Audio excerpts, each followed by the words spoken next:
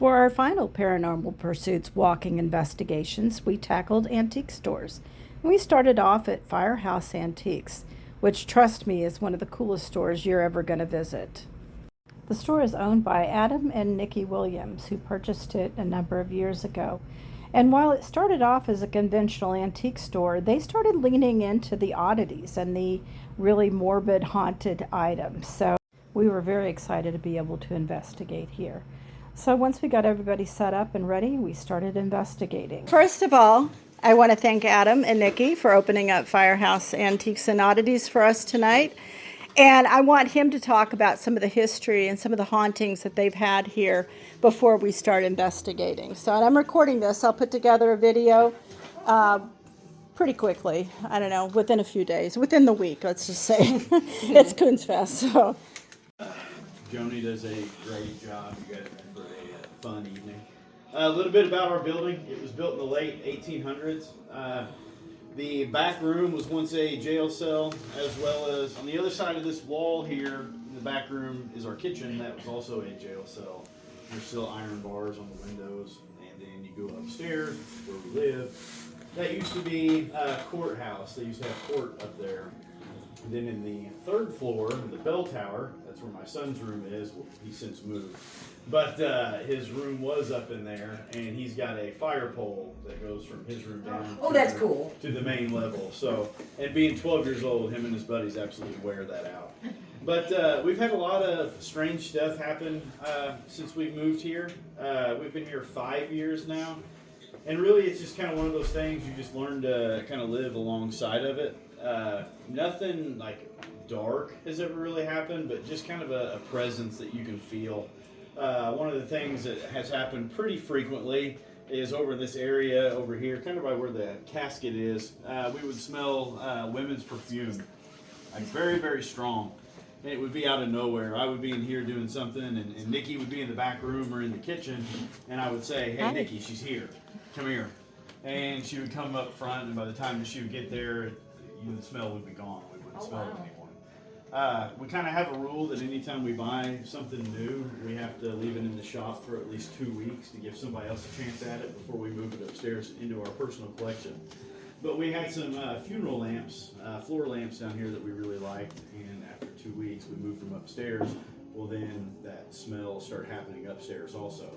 So we think maybe it was something that was attached to those lamps that came upstairs with us. The most recent thing is our Ziggy the Clown machine over there. We've started unplugging him when we go to bed at night because usually around 2 or 3 in the morning it would start talking to us and playing like the circus music. And our bedroom is right up there, so it's right below us. So whenever you hear a clown saying, "Hold on, I've got a surprise for you," you don't necessarily want to hear that. So we started unplugging that.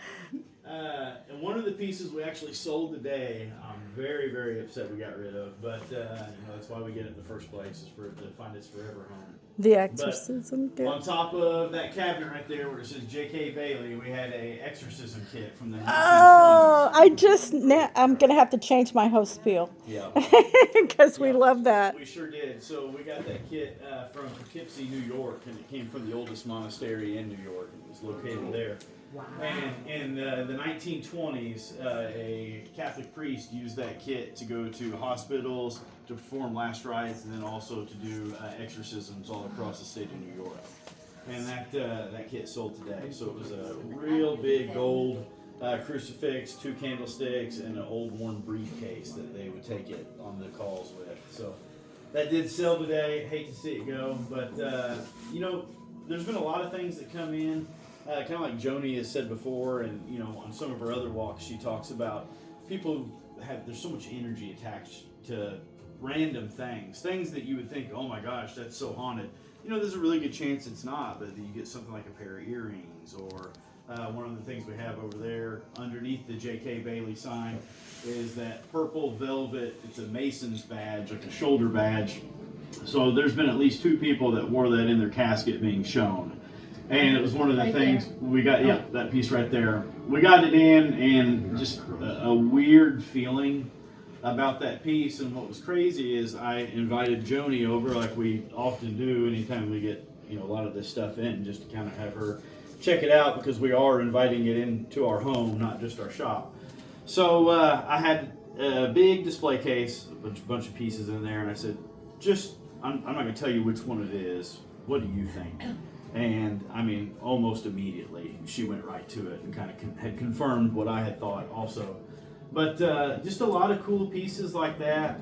We've had the obvious lighting issues where the lights will come on, lights will come off. Sometimes the sink in the bathroom will turn on. The music will do its own thing. And we're really big hunters. And upstairs, we call it our hunting room. It's kind of our trophy room. We have all kinds of different animals that we've had the opportunity to go and hunt. And we were on vacation one time, and upstairs there are 14-foot ceilings, and this is above the stairwell that runs down. So at its furthest point, you're talking about a 30-foot drop essentially. And one of the mounts had fallen from the very top corner all the way down to the bottom of the stairs. It wasn't damaged at all. Wow. Everything's anchored into plaster. The hook and everything is still in place, and you have to physically pick them up and lift them off to get them, but it was away from the wall and down. We have no idea how that happened. And with that crucifix kit, it was just about 2 weeks ago. I was sitting in the shop. There was nobody else in here, and I have, you can see them now. I've got plastic ones because of what happened, but I had glass frames up, information cards, and just sitting here randomly, it fell off and glass shattered, and had to clean it up. But we've had stuff like that happen. Just a lot of random stuff, and like I said, you kind of get used to living with it. And anything that we've been concerned about, we've invited Joni over, and Tracy's come over also, and kind of helped us out and helped us kind of navigate, living kind of with your collection, and then what essentially was somebody else's collection. So this stuff inevitably has a lot of energy attached to it. I don't know. We're glad to have it. It's a lot of fun. It's vintage just because it's a little bit older, but it came from the Indiana State Hospital. We're in Evansville. Yeah. Over the Georgetown. Yeah. So it's a restraint chair, and it's actually still got handcuffs on it. I see. Yeah. Wow. Keys to it? I don't. That place actually. The most exciting part of our investigation happened during our Estes method. Participants are hooked into the spirit box directly with a set of headphones and report what they hear. We had Tracy demonstrate the method so everybody could see how it goes. And it didn't take her long to get off and running. Goodbye. No, we don't want you to leave. Or do you want us to leave? What's that? Aubrey? Don't know what you're talking about. Is there somebody I named... want to see. You want to see somebody named Aubrey? It's pretty. Okay. Can you tell us what it is that you're looking at? There's a man. So let's go around like we were doing the session. We'll ask her ask questions of whoever she's talking to. So I forgot your name. You were next to Troy. What is your name again? Becca. Becca. Okay, we'll start with Becca. Okay. Do I know you?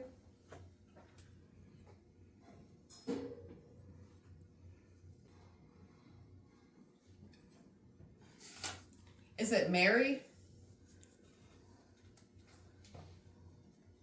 And you can answer. I don't think so. Con, bull, freak. Oh, I'm so sorry. You're not a freak, okay? No, it's okay. I have Elizabeth. Elizabeth's a freak. Maybe they remind you of Elizabeth. come to my house and meet Eulalia. That is so weird. Twice. I wonder if they're opposed to tattoos or something. Like maybe it's somebody real straight-laced from the 1800s and doesn't understand why a woman has tattoos. I don't know. That's all I can think of. I think your ink's lovely, by the way. Oh, you're fine. I have Edward, have Gloria, I have Eulalia. Would you like to come meet them? Because they live in my house. Fidget. Somebody move her. Okay, let's pass to the next. Wow. Loud. Whoever it is, it's aggressive. I'm tired of you. Oh my gosh. You're going to make her cry in a minute now. That's not nice. No, she's not going to cry, but I won't cry.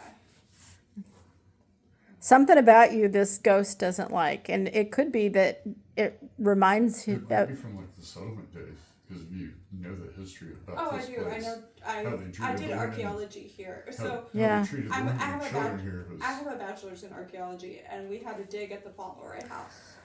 Yeah. We dug up the underside of the porch when I was in college. They may, maybe they think they remind you of somebody.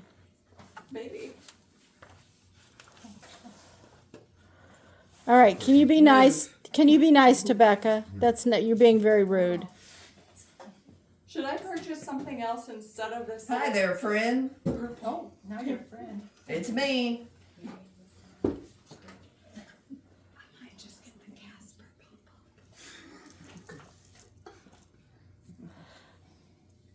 you doing a question. Yeah, it's somebody else's turn. They don't want to talk to me anymore.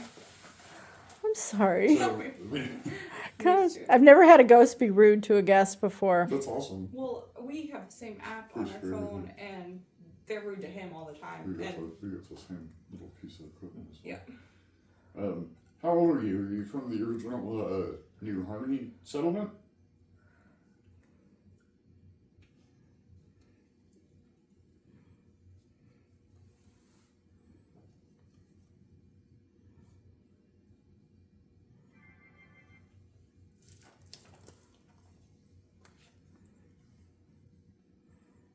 All right, maybe pass.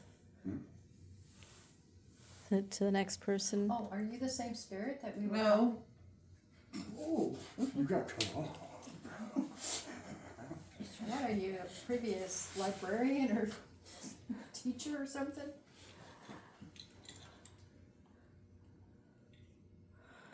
Man, we Save got a it. we got a wild one, huh? You know, when we do Estes, would you mind being? absolutely. Yeah, I would love Get for her you. out. You get out. I'm gonna go stand over here. No, and see you if it- no. I'll just stand over here and see if they want to talk to everybody else. I'll listen. But I want you to be the next one that does the Estes. Oh, Are absolutely. you male or female?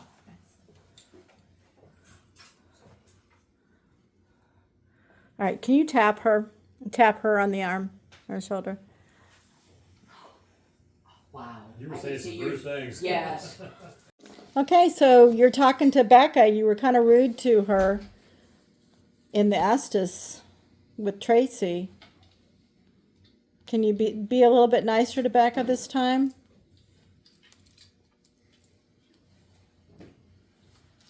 'Cause we really like her. All expenses. What about all expenses?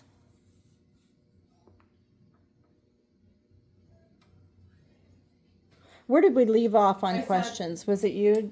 So go ahead. Yeah. Are we aggravating you by asking you all these questions?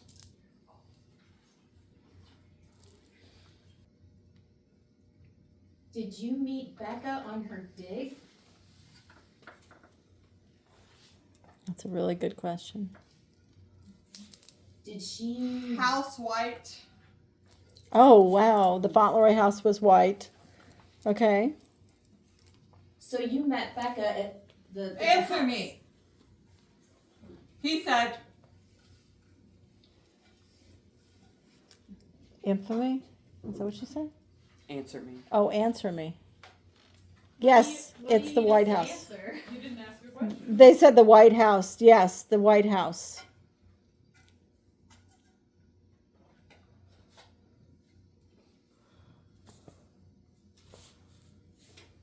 Did Becca disturb something of yours? Did she move something of yours?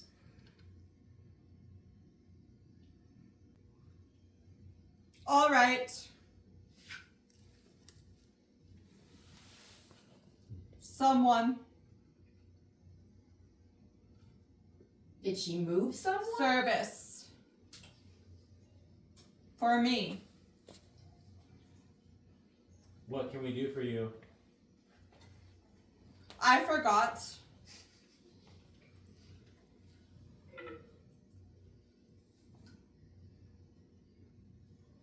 You. What about me?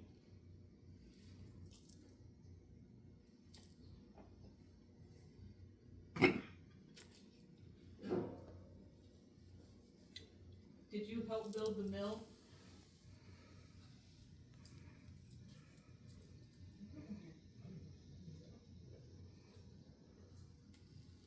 Whose casket does this belong to?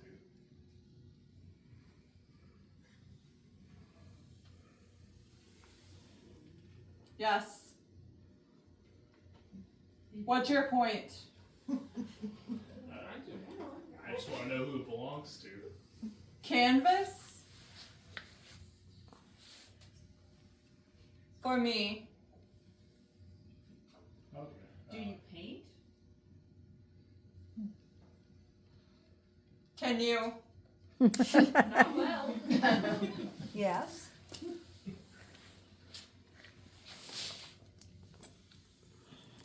What do you want us to paint? Pretty? Pretty what?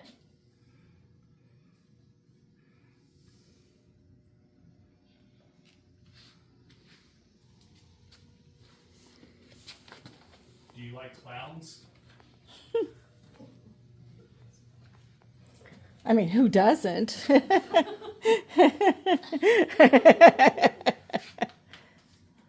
Is there a painting in here that you like?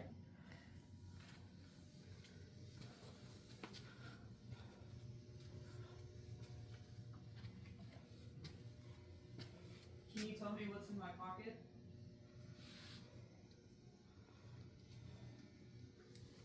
I'm not.